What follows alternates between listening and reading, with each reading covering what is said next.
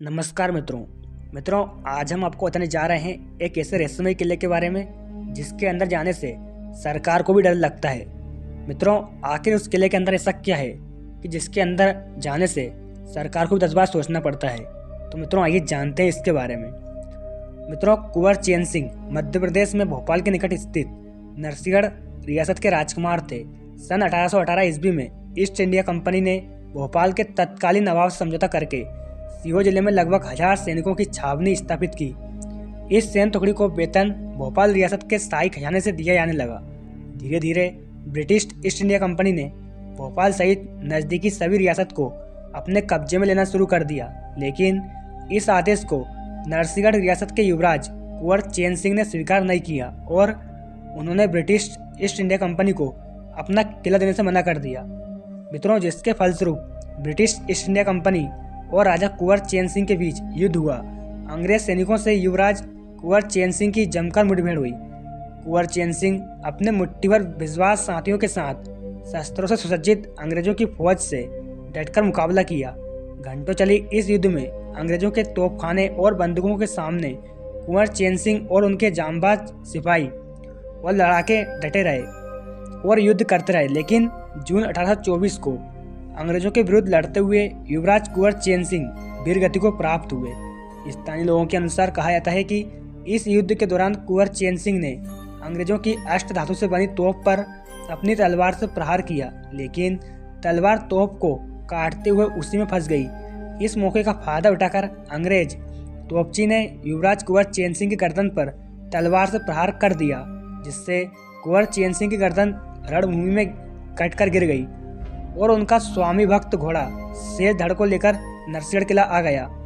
नरसिंहगढ़ में एक कुबरानी जी का मंदिर भी स्थित है, जो परशुराम सागर के निकट स्थित है। कहा जाता है कि इस मंदिर का निर्माण कुंवर चैन सिंह की पत्नी कुबरानी राजावत ने अपने पति कुंवर चैन सिंह की याद में करवाया था। मित्रों, नरसिंहगढ़ किले के बारे में एक रहस्यमय बात का भी पता चला है।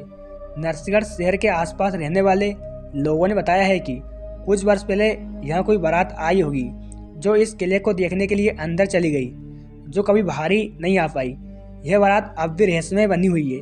इस किले में घनघोर अंधेरा होने के कारण दिन में भी यह किला बहुत डरावना लगता है। मित्रों, बताया जाता है कि इस किले के अंदर भूतों का साया निवास करता है, क्योंकि इस किले के अंदर जाने से बहुत से लोगों की मौत भी हो चुकी है। मित्रों, इस किले के अंदर कभी भी अकेले नहीं जाना चाहिए, क्योंकि इस किले के अंदर बहुत से भूतों का साया आज भी निवास करता है। इसलिए लोग इस किले में दिन में ही जाते हैं, वो भी अकेले कभी नहीं जाते हैं। साथ में 2-4 लोगों को साथ में लेकर जाते हैं ताकि इस साये से लोग बच सकें। मित्रों, बताया जाता है कि इस किले के अंदर राजा कुंवर चैन सिंह का खजाना भी गड़ा हुआ है। मित्रों, जिसने भी इस खजाने को खोदने की कोशिश की वह वहाँ से वापस लौट कर नहीं आया है। मित्रों, इसलिए ये खजाना आज भी बहुत गुप्त है। नरसिंहगढ़ रियासत लगभग 300 साल पुराना रियासत है। नरसिंहगढ़ रियासत दीवान परशुराम द्वारा सन 1681 ईस्वी में स्थापित की गई थी।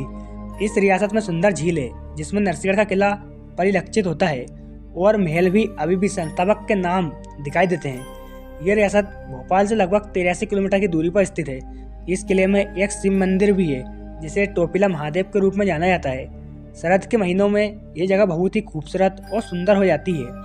यह किला राजपुर, मालवा और मुगल शैली में बनाया गया है।